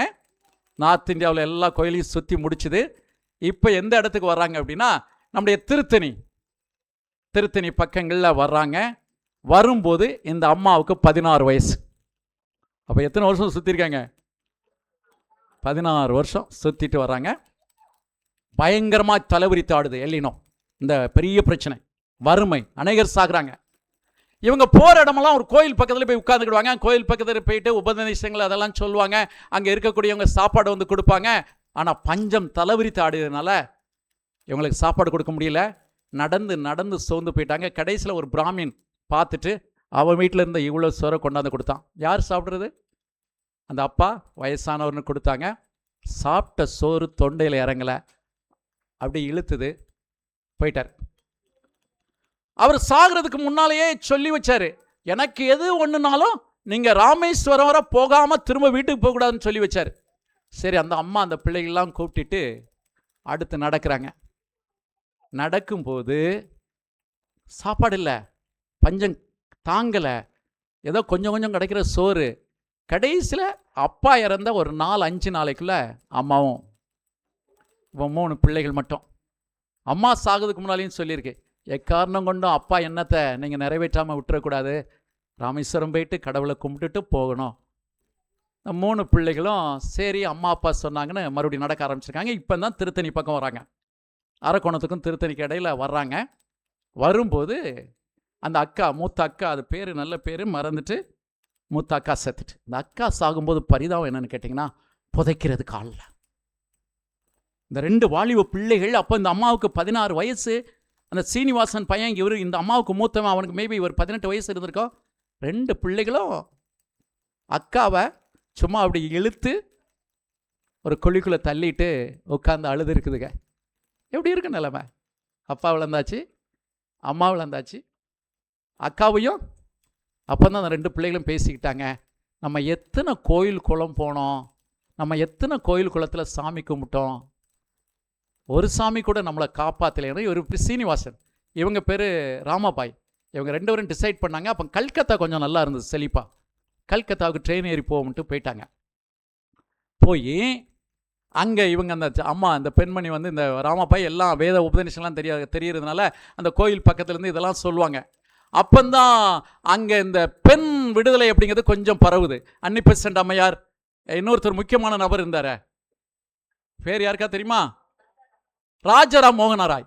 அவர் இந்த அம்மாவை பார்த்துட்டு என்ன பண்ணார்னா, இது நல்ல சின்ன பொண்ணு, இந்த இவங்களை வச்சு பிராமின் பெண்களுக்கு கல்வி கற்றுக் கொடுக்கலான்ட்டு உனக்கு ஒரு வேலை தரேன் அப்படின்ட்டு இவங்களை கொண்டு போய் கற்றுக் கொடுக்க ஆரம்பித்தாங்க.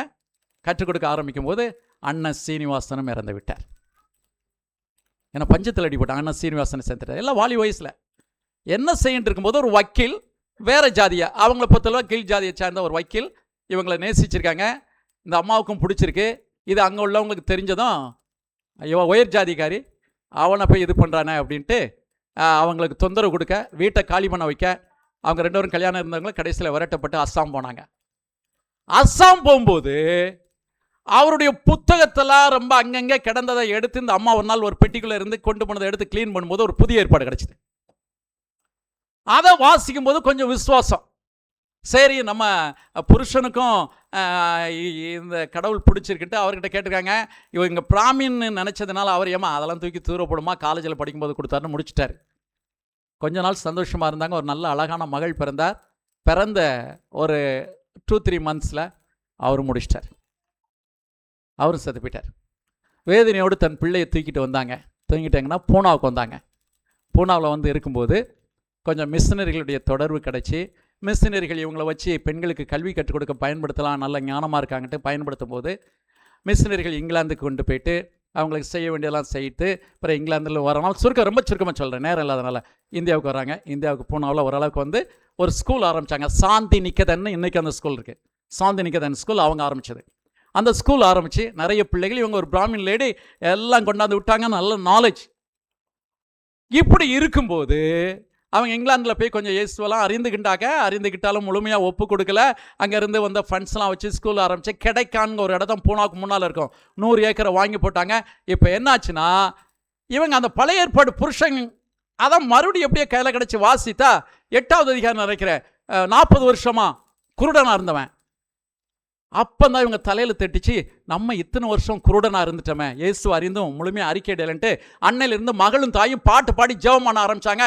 எல்லாரும் பார்த்தா ஸ்கூலை காலி பண்ணிடலாம் அப்படின்ட்டு எல்லா பிள்ளைகளையும் தூக்கிட்டு போயிட்டான். ஸ்கூல் காலி, விடலை விசுவாசத்தை. மறுபடியும் தொடர்ந்து பாட்டு பாடி ஜெபம் பண்ணாங்க. ஆண்டவர் அற்புதத்தை செய்தார். அடுத்த வாரம் எல்லா பிள்ளைகளையும் கொண்டாந்து திரும்ப விட்டான். அந்த காலகட்டங்களில் எலினோ ரொம்ப மோசமாக இருந்தது. குஜராத் பகுதியில் ஏழை பெண்களை ஒரு துண்டு ரொட்டியை கொடுத்து கெடுத்தார்கள். அங்கே உள்ள பணக்காரங்க ஒரு துண்டு ரொட்டிக்காக, பண்ணுக்காக கெடுத்தார்கள். இது இவங்க கேள்விப்பட்டுட்டு அவங்கெல்லாம் கூட்டிகிட்டு வர்றதுக்கு அங்கேருந்து வாகனத்தை அனுப்பி கொண்டு வந்து அங்கே வச்சுருக்காங்க. அதுக்கடுத்து பின்னால் கால்ரா அந்த பிளேக் வியாதி வந்தது அந்த பகுதியில், அதில் பல பேர் செத்தாங்க. அப்போ மறுபடியும் அங்கே இருக்கக்கூடிய பெண்கள்லாம் கொண்டு வந்து கிடைக்கானில் வச்சுருக்கும் போது, பூனாவுக்குள்ளே வச்சுருக்கும் போது அங்கே உள்ள ஆஃபீஸ் சொல்லிட்டாங்க இங்கே வைக்காதங்க அப்படின்ட்டாங்க. ஏன்னா மற்றவங்களுக்கு பறக்கும். அப்போ தான் கிடைக்கானில் இவங்க வாங்கி போட்ட 100 ஏக்கரில் ஒரு ஆச்சிரமத்தை அமைச்சு அங்கே கொண்டு வராங்க. கொண்டு வந்து அவங்களுக்கு வேலைகளை கொடுத்து அப்படி சொல்லி வந்திருக்கும் போது ஒரு நாள் கூட இயேசுவை யார்கிட்டையும் சொல்லலை. மோசமான பழக்கம் உள்ளவர்கள், போதை, அந்த ஒரு விதமான, நீங்களும் நார்த் இந்தியாவுக்கு போனீங்கன்னா ஒரு இது தேய்ப்பாங்க பல்பொடி மாதிரி, போதை, பெண்கள் கூட. அந்த பழக்கம் உள்ளவங்க ஒரு நாள் காலையில் ஒரு 5 மணி 4 மணிக்கு வீட்டை கதவு தட்டினாங்களா. யாருன்னு திறந்து பார்த்தா 80 பெண்கள் அந்த கூட்டத்தில். அம்மா, நாங்கள் இயேசுவை ஏற்றுக்கொள்கிறோம்மா, நீங்கள் அறிந்த தெய்வத்தை ஆண்டவருக்காக ஒப்பு கொடுத்தாங்க. கடைசியில் அவங்க மகளும் செத்து போனா. தன் வாழ்க்கையில் எல்லாவற்றையும் இழந்தாலும் அந்த 1877 வந்த எல்லினோவில் பூத்த ஒரு புது மலராக ஆண்டவருக்காக நின்று ஆண்டவருக்காக ஊழியம் செய்தார்கள். இன்றைக்கும் அவர்களுடைய ஆச்சிரமம் இருக்கு. அந்த ஆச்சிரமத்திலிருந்து பைசர் கல்லூரிக்கு அந்த பெண்கள்லாம் வருவாங்க வருஷம். இன்னைக்கும் இருக்கிறது. இன்னைக்கும் 1000 பெண்களுடைய வாழ்க்கையை மாற்றின ஒரு வல்லமை எதிலிருந்து புறப்பட்டு வந்தது? அந்த மலர் என்றால் எல்லினோவிலிருந்து புறப்பட்டு வந்தது. நீங்களும் ஆண்டவருக்கு உங்களை ஒப்பு கொடுப்பீர்கள் என்றால், எல்லினா எவ்வளவு கொடிய பயங்கரமாக இருந்தாலும் சரி, நாம் ஆண்டவர் உங்களையும் ஒரு புது மலராக, என்னையும் ஒரு புது மலராக அவருடைய கரத்திலே மாற்றுவார். அந்த நல்ல பாக்கியத்தை கர்த்தர் உங்களுக்கும் எனக்கும் கொடுப்பாராக. கர்த்தருடைய நாமம் மகிமைப்படுவதாக. கொஞ்சம் ஒரு 10 நிமிடம் அதிகமாக எடுத்துக்கொண்டேன், பொறுத்தருளுங்க. கர்த்தர் தாமே உங்களோடு இருப்பாராக. ஆமென்.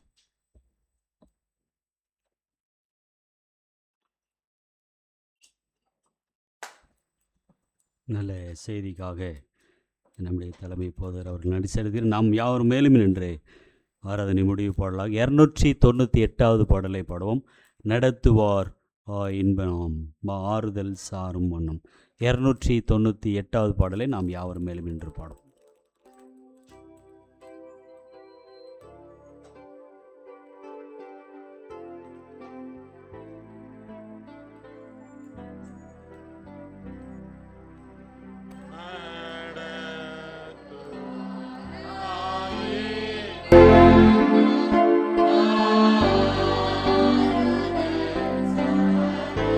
வண்ணம் நான் ஏவிட திருக்கினோ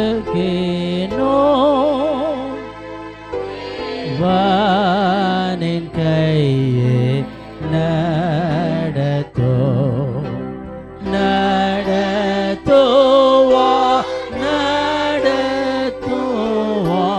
தம் கையாலே நடத்துவார் அவரை நேராய் பின் செல்வேன் தம் கையாலே நடத்துவார். ஓர் வேளையிருள் பாதையில் ஓர் வேளையே என் பூங்காவில் அலை கடல் அமைவேலோ அவன் நேசத்தை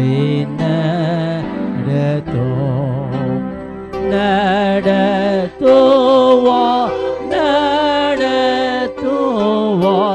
தம் கையாலே நடத்துவார் அவரை நேராய் பின் செல்வேன் தம் கையாலே நடத்துவார்.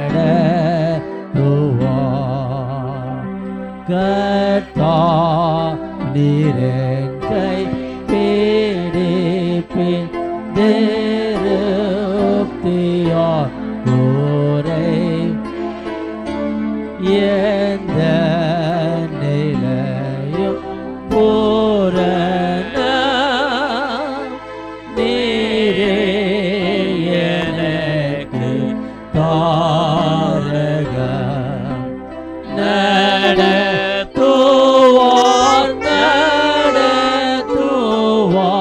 தம் கையாலே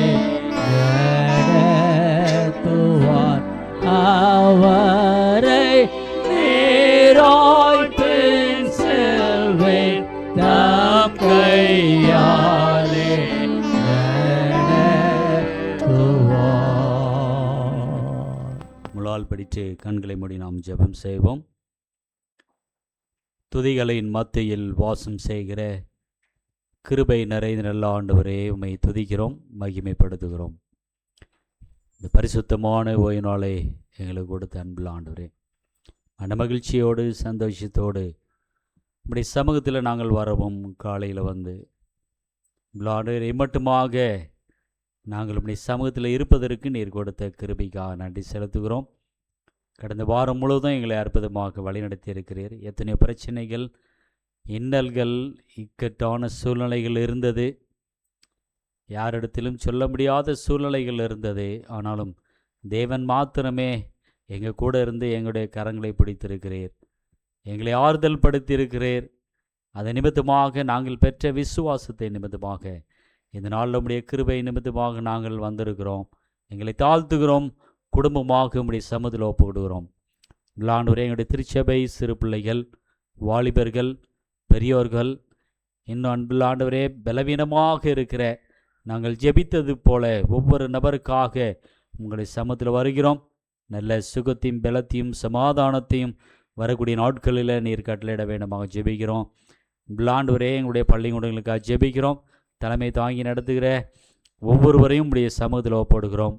அவர்களோடு சேர்ந்து பணியாற்றுகிற ஆசிரியர்கள், இனமாக பெற்றோர்கள், மாணவர்கள் அனைவரையும் நாங்கள் உடைய சமூகத்தில் ஒப்படுகிறோம். அதே விதமாக எங்களுடைய ஈரோடு நில்கிரி செக்ஷன் ஊழியங்களை நாங்கள் நினைவு கூறுகிறோம். போதுகிறவர்களுடைய குடும்பங்கள், எங்களுடைய பிரசிடென்ட், ட்ரெஷரர், இன்னும் அடியனுடைய குடும்பம், இன்னும் எங்களோடு சேர்ந்து ஊழியம் செய்கிற ஒவ்வொருவரையும், இன்னும் இந்த ஊழியத்தை தாங்குகிற ஒவ்வொரு கரங்களையும், குடும்பங்களையும், வெளிநாட்டிலும் இன்னும் உள்நாட்டில் இருக்கக்கூடிய குடும்பங்களை நாங்கள் நினைவு கூறுகிறோம். ஆண்டவரே, ஒருவரும் தவறி போகாதபடிக்கு ஒவ்வொரு நாளும் அவர்களை மேன்மைப்படுத்த வேண்டுமாகும்படி சமூகத்தில் நாங்கள் ஒப்படுகிறோம். இந்த நாளிலும் கூட பதர் மூலமாக கொடுக்கப்பட்ட நல்ல செய்திக்காக நன்றி செலுத்துகிறோம். ஆண்டவரே, இந்த எலினோ வருவதற்கு முன்பாக நாங்கள் அறிந்து கொள்ளவும், ஆண்டவரே, அதற்கான ஜெபத்தோடு நாங்கள் ஆயுதங்களை மேற்கொள்ளவும் நீர் கிருபை செய்ய வேணுமா ஜெபிக்கிறோம். எது நடந்தாலும் அன்புள்ள ஆண்டவரே, நாங்கள் பாடினது போல நடத்துவார் தம் கையாலே நடத்துவார், அவரை நேராய் பின் செல்வேன், தம் கையாலே நடத்துவார். ஒருவேளை இருள் பாதையில், ஒருவேளை ஏதேன் பூங்காவில், அலைக்கடல் அமிழ்விலும் அவர் நேச கை நடத்தும். கர்த்தர், நீர் என் கை பிடிப்பின், திருப்தியால் குறை பேசேன், எந்த நிலையும் பூரணம், நீரே எனக்கு தாரகம். நல்ல வார்த்தைகளுக்காகும் இந்த பாடல், இந்த வார்த்தைகளை நாங்கள் மனதில் வைத்தவர்களாக, ஆண்டவரே, எது நடந்தாலும் தேவனை விட்டு விலகாதபடிக்கு இந்த விசுவாசத்தில் நாங்கள் உறுதியாக இருக்க எங்களுக்கு பலனை கொடுக்க வேண்டுமா ஜெபிக்கிறோம். இப்பொழுது நாங்கள் கடந்து செல்ல மனதாக இருக்கணும். எங்களுக்கு முன்பாக கடந்து செல்லும் வழிகளை ஆயத்தப்படுத்தும். அடுத்த வாரத்தில் ஒவ்வொரு நாளும் எப்படிப்பட்ட சூழ்நிலையை நாங்கள் சந்திப்போம் என்பது தெரியாது. ஆனாலும் தேவன் எங்கள் கூட வருகிறீர், அதற்காக நன்றி செலுத்துகிறோம். அந்த தைரியத்தோடு, நம்பிக்கையோடு நாங்கள் இங்கிருந்து கடந்து செல்கிறோம். இன்னும் மதியானத்தில் நடக்கிற வகுப்பையும் நாங்கள் உடைய சமூகத்தில் ஒப்படுகிறோம். எல்லாவற்றையும் இந்த நாளில், இந்த பரிசுத்தமான ஓய்வு நாள் எங்களுக்கு ஆசீர்வாதமாக இருக்க கிருபை செய்வனவா ஜெபிக்கிறோம். எங்களை தாழ்த்துகிறோம், உடைய சமூகத்தில் ஒப்படுகிறோம். ஏற்றுக்கொள்ளும், வழி நடத்தும். அன்பின் ஆண்டவரே, இயேசு கிறிஸ்துவின் நாமத்தில் ஜெபிக்கிறேன் நல்ல பிதாவே, ஆமேன். என் ஆத்துமாவே கர்த்தரை சோஸ்திரி, என் முழுமே பரிசு நாமத்தை சோஸ்திரி. என் ஆத்துமாவே கர்த்தரை சோஸ்திரி, கர்த்தர் செய்த சகல பாரங்களையும் மறவாதே, ஆமேன். நம்முடைய கர்த்தராகிய இயேசு கிறிஸ்துவின் கிருபையும், பிதாவாகிய தேவனுடைய அன்பும், பரிசுத்த ஆவியானுடைய அன்பின் ஐக்கியமும் சிநேகமும் வழி நடத்தலும் இன்றும் என்றும் விசேஷ விதமாக இந்த நாளில் செய்தி கொடுத்த போதுகரையும் அவருடைய குடும்பத்தோடும், செய்தி கேட்ட ஒவ்வொரு குடும்பத்தோடும் இருந்து, ஆண்டவரே, கிறிஸ்துவின் வருகை மட்டும் ஒவ்வொருவருக்கும் சமாதானத்தை கட்டளையிடுவாராக. ஆமேன், ஆமேன். தேவ ஆசீர்வாதத்தோடு அடியாரை அனுப்பும், வார்த்தை என்னும் அப்பத்தாலே போஷித்து வடப்பையும், இப்போதுமை தேடி வந்து மனதார போற்றினோம், நித்திய வாழ்வே நிற்கடித்து உம்மை வாழ்த்தி தொழுவோம். ஆமென்.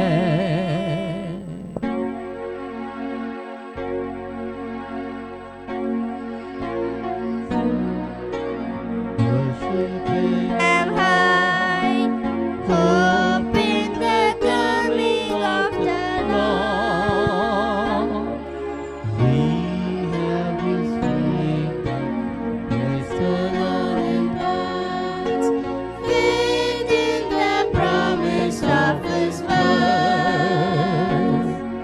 We believe the time is here when the nations far and near shall awake and shout and sing, Hallelujah, praise His King. We have this faith that burns within our hearts, hope in the coming of the Lord. Hope in the coming of the Lord. Hope in the coming of the Lord.